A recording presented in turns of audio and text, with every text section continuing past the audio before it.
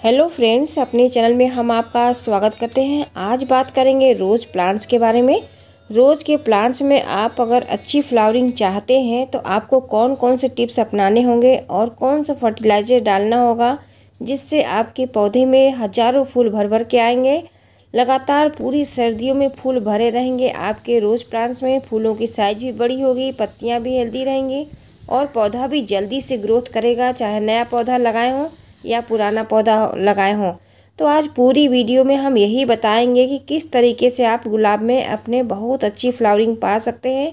इस तरीके से जो भी मैं गार्डनिंग करती हूँ, जो भी प्लांट्स मैं लगाती हूँ, मैं खुद उसकी केयर करती हूँ, इसलिए मैं आप लोग के साथ शेयर करती हूँ ताकि आप भी अपने पौधों को हेल्दी बना सके, अच्छी फ्लावरिंग पा सके। पहला काम है कि गुलाब के पौधे में जब हम कटिंग कर लेते हैं, उनकी ग्रोथ होती है तो कभी कभी हमारे पौधों में, हमारे फूलों में फंगस का भी अटैक होता है। जैसे आप देख रहे होंगे, ये रोज़ का प्लांट्स है, ये फूल पूरा खिल चुका है और इसके अंदर देखिए मतलब काले काले माहो, जिसको हमारे यहाँ माहो बोलते हैं, ये फंगस लग गए हैं। इस तरीके का फंगस हमारे रोज़ प्लांट्स में लगता है और इसकी वजह से हमारे जो फंगस होते हैं पत्तियों में चले आते हैं, पत्तियों के द्वारा टहनियों में चले आते हैं, फिर कलियों में भी आने लगते हैं। उससे हमारे पौधे की बढ़त नहीं होती है, कलियां जो होती हैं खिल भी नहीं पाती हैं और फूल भी अच्छे से नहीं बढ़ पाते हैं। तो पहला काम है कि जितने फूल आपके खिल चुके हों उनको तोड़ के हटा दीजिएगा। कलियां खराब होने का एक और कारण होता है, इस तरीके से कुछ कलियां बंध जाती हैं जो खिल नहीं पाती हैं, पत्तियां भी इस तरीके से सिकुड़ने लगती है। तो इस तरीके का अगर पौधे में हो रहा है तो क्यों हो रहा है, क्या कारण है, ये भी हम आपको बताएंगे। जैसे आप नया प्लांट्स कोई लगाते हैं या प्लांट्स की कटिंग करते हैं तो आप ध्यान देंगे कि पौधे की जो जड़ होती है, जड़ के नीचे से नई नई इस तरीके से ब्रांच निकलती है। तो इस तरीके का ब्रांच मिट्टी के नीचे जो जड़ होता है वहाँ से भी निकलता है और जो गांठ एरिया है वहाँ से भी निकलता है। इस तरीके का अगर निकल रहा है आपके पौधे में तो उससे आपके पौधे की ग्रोथ रुक जाएगी, पौधे की बढ़त नहीं हो पाएगी। अगर कोई भी टहनी निकल रही है, जैसे देख रहे होंगे इस तरीके का कोई भी टहनी निकल रहा है गुलाब के प्लांट्स, तो उसको तोड़ के हटा दीजिएगा। अगर नहीं हटाएंगे तो ये जो जंगली, इसको बोलते हैं जंगल वाला गुलाब हो जाता है, मतलब ये इसमें कोई फ्लावर नहीं आएंगे। तुरंत तोड़ के आप हटा दीजिएगा। उसको हटाने के कुछ ही दिन बाद आपके पौधे के जो फूल होंगे काफ़ी फ्रेश निकलेंगे और फूलों की साइज भी बड़ी होगी। अब बात करते हैं कि हमारे पौधे में फंगस क्यों आते हैं। फंगस आने का कई कारण होता है। कभी कभी हमारे पौधे की मिट्टी अच्छी नहीं होती है, तभी हमारे पौधे में फंगस लग जाते हैं। टाइम से पानी नहीं देते हैं तो भी हमारे पौधे में फंगस लग जाते हैं। तो आप कोशिश करिए कि एक टाइम का अपने पौधे में पानी दीजिएगा और इसको बिल्कुल डायरेक्ट धूप में रखिएगा। सर्दियों के मौसम में डायरेक्ट धूप वाले एरिया में रहेगा तो कोई भी फंगस नहीं लगेगा और मिट्टी में अच्छी धूप लगेगी तो ऑक्सीजन लेवल भी बढ़ेगा और मिट्टी भी अच्छी बनेगी। दूसरा काम है कि अगर आपके मिट्टी में बढ़त नहीं हो रही है, मिट्टी पुरानी हो गई है, तो उसका पीएच लेवल भी बढ़ाना होगा। पीएच लेवल बढ़ाने के लिए आप दो चीज़ों का यूज कर सकते हैं। जैसे आप पहला तो है पोटास का यूज कर सकते हैं। पोटास अगर आपके पास नहीं है तो फिटकरी का भी यूज कर सकते हैं अपने पौधे में।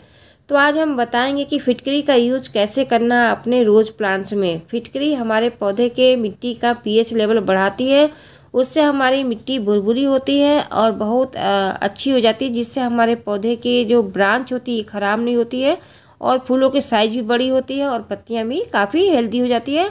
तो आज पहले हम इसमें डालेंगे फंगीसाइड। इस फंगीसाइड को आप महीने में एक बार इस्तेमाल कर दीजिए तो मतलब बहुत ही अच्छे से आपका पौधा चलता है, कोई भी फंगस नहीं आते हैं। क्योंकि जब सीजन चेंज होते हैं तभी हमारे पौधे में फंगस आते हैं और पौधा हमारा ख़राब होता है।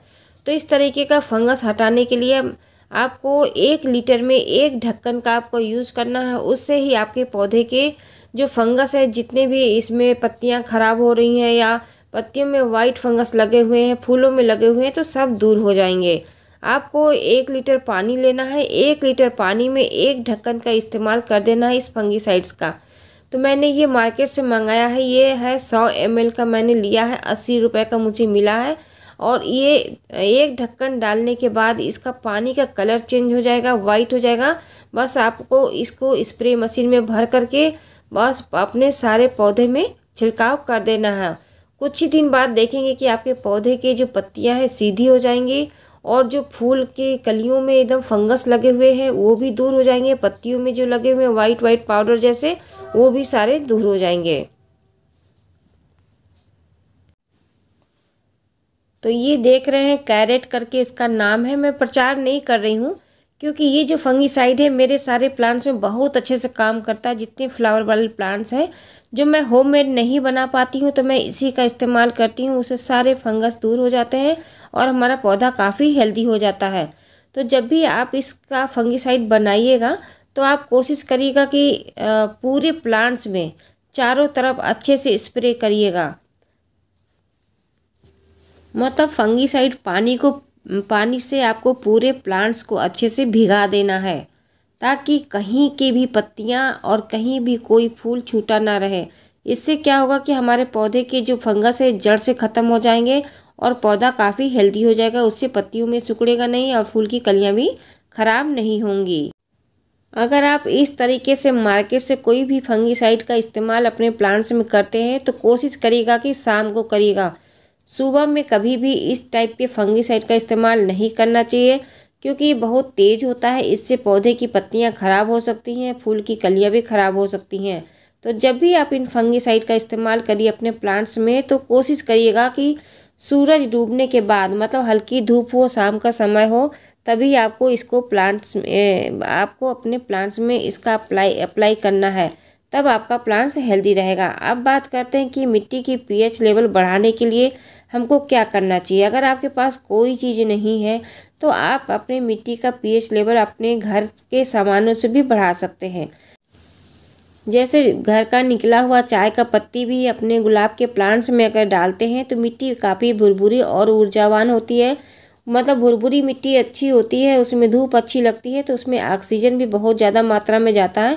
तो चाय का पत्ती मिट्टी को भुरभुरी बनाने में बहुत अच्छा से काम करता है। तो चाय का पत्ती का भी इस्तेमाल आप अपने रोज़ प्लांट्स में कर सकते हैं। उससे आपके पौधे में कोई नुकसान नहीं होगा, पौधे की बढ़त भी बहुत अच्छी होगी। दूसरा है कि पोटास, अगर आपके पास पोटास है तो उसका इस्तेमाल कर लीजिए। अगर पोटास नहीं है तो आपके पास अगर घर में रखी हुई फिटकरी है, अगर उस फिटकरी का यूज़ अपने प्लांट्स में करते हैं तो बहुत अच्छे से आपके रोज़ प्लांट्स में काम करेगा। बात करते हैं कि रोज़ प्लांट्स में फिटकरी का यूज़ कैसे कर। जैसे ये देखिए मैंने लिया है करीब 1.5 लीटर के आसपास पानी है। 1.5 लीटर के पानी में आपको 10 ग्राम डालना है फिटकरी का पाउडर। ये 10 ग्राम फिटकरी बहुत ही अच्छे से काम करेगा आपके सारे गुलाब के मिट्टियों में, क्योंकि पीएच लेवल को बढ़ाता भी है और अपनी मिट्टी को भुरभुरी भी करता है। और जो गुलाब की पत्तियां सिकुड़ रही हैं, गुलाब ख़राब हो रहे हैं, फूल खिल नहीं पा रहे हैं, उससे आपके गुलाब के पौधे में फ्लावरिंग भी बहुत अच्छी होगी। तो आपको 10 ग्राम फिटकरी लेकर के इसमें घोल देना है पानी में। आप तो चाहे तो इस तरीके का पिसा हुआ भी फिटकरी ले सकते हैं। पिसा हुआ नहीं है तो आप इसको डायरेक्ट डाल दीजिए। ज़्यादा समय नहीं लेता है, 10 मिनट में 15 मिनट में आराम से घुल जाता है। और ये मैंने फंगीसाइड जो यूज़ किया है वो भी है। तो फ्रेंड देखिए इस तरीके से 10 मिनट के बाद आपको अपने सारे प्लांट्स में थोड़े थोड़े डालना है।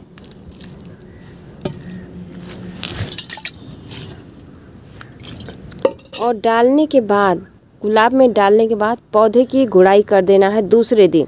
देखिएगा आपके गुलाब में बहुत ही अच्छी फ्लावरिंग होगी, अब बहुत ज़्यादा मात्रा में कलियां भी आएंगी और इसका रिजल्ट आपको दूसरे तीसरे दिन ही दिखने लगेगा। और आपको इसको डालना महीने में केवल एक बार है, बार बार नहीं डालना है। जब आपके पौधे की पत्तियां बहुत ज़्यादा सिकुड़ रही हों तो फिटकरी का यूज़ कर दीजिए, उससे आपके गुलाब के पौधे में अच्छी फ्लावरिंग होगी।